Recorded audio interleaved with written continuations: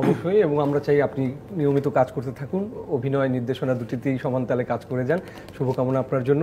এবার টাপুর, আপনার কাছ থেকে জানতে চাচ্ছিলাম, বিভিন্ন সময় আপনারা তো রিলস বানান, যখন এখন তো দেশে আছেন, ফেসবুক রিলস বা এই ধরনের কাজগুলো কি চলছে কিনা সাথে? যেহেতু বাবার একটা নতুন কাজের পরিকল্পনা শুনছি আমরা, যেটা হতেও পারে বা হওয়ার সম্ভাবনা আছে, নিজেরা কি কি করছেন? আমরা নিজেরা এখন যেহেতু খুবই শর্ট পিরিয়ড অফ টাইমের জন্য আমরা দেশে এসেছি, so we try to spend it doing things that we like, মানে সেটা হচ্ছে রিলস বানানো, পেন্টিং করা। আমরা সুইমিংয়েও যাব কয়েকদিনের মধ্যে। তারপর টুপুরা একটা ঈদের কাজ করলো, সো দ্যাট ওয়াজ দেয়ার। আর এই যে এখন আবার এখানে আসা হলো, সো দিস আর লাইক আমরা আমাদের ঈদের জন্য নাটক করেছে ওরা দুজন মিলে, আবার বাংলাদেশ টেলিভিশনের একটা রান্নার প্রোগ্রাম করেছে।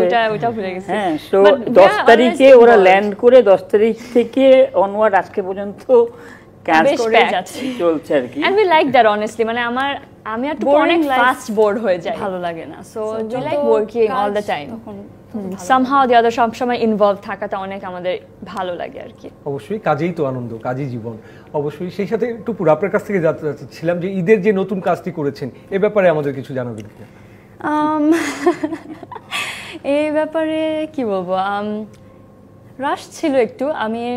I think I would say যতখানি করেছে আই হোপ অডিয়েন্সরা স্যাটিসফাইড হয়, but I am sure time পেলে আমি ডেফিনেটলি রোলটা আরো ভালোভাবে প্লে করতে পারতাম, কারণ আমার স্ক্রিপ্টেরও টাইম আমি মনে আছে সকালবেলা এসে আমি জাস্ট 7টার সময় এসে 1 ঘন্টা রেস্ট নিয়ে তারপর মানিক করে চলে গেলাম। মানে ওয়েল, যদি আমি জানি না নাম বলাটা ঠিক হবে কিনা, ডিরেক্টর রাইটার যে ওয়েল রেপুটেড, উনি একজন এক নামে সারা বাংলাদেশ তাকে চেনে, এরকম একজন ডিরেক্টর। আমাকে অনেক গাইড করেছে, বছরে 2টা কাজ করে। হ্যাঁ, খুবই প্রমিনেন্ট। তো ওভারঅল এক্সপিরিয়েন্স ভালো লেগেছে আমার, যাদের সাথে করেছি আমি ডাইরেক্টর হিসেবেও। ইট ওয়াজ ভেরি নাইস। নিজের ক্যারেক্টারটা সম্পর্কে যদি একটু জানাতেন। ক্যারেক্টার আমি বলবো প্রথম দিকে অনেক সুইট থাকে, অনেক ইনোসেন্ট, ভেরি লাভিং। লাস্টের দিকে অনেক she has a total different change of looks, of very wicked, very witty, very attitude. তো হ্যাঁ, ক্যারেক্টারটা ওরকমই আমি ডিসক্রাইব করব।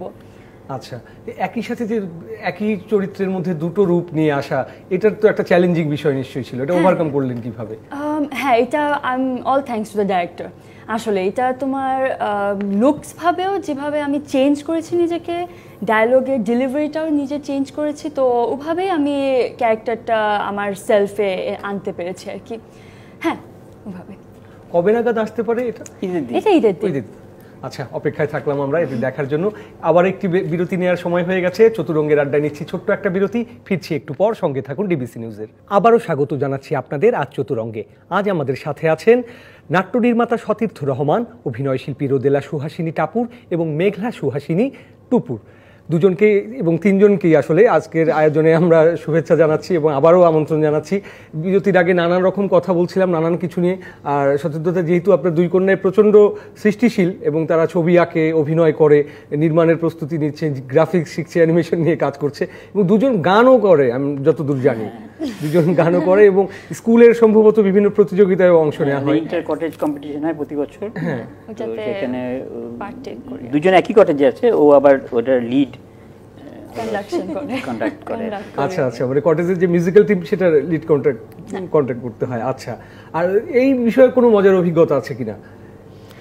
আমি মজা বলবো, মানে ইটস ভেরি হেক্টিক আসলে। আমাদের কলেজে অলমোস্ট অ্যারাউন্ড 25 to 30 মেয়েরা থাকে আর কি, তো তাদের সবাইকে মিলে এক একটা পার্ট বুঝানো, শিখানো, ইটস ভেরি চ্যালেঞ্জিং।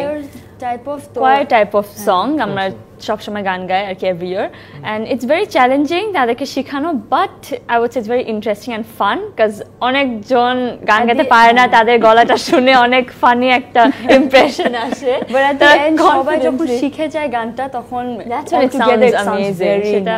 মানে আমার দু একবার লাইভ প্রোগ্রামটা দেখার সুযোগ হয়েছে, তো দ্যাটস অ্যামেজিং, খুবই ভালো, খুবই ভালো।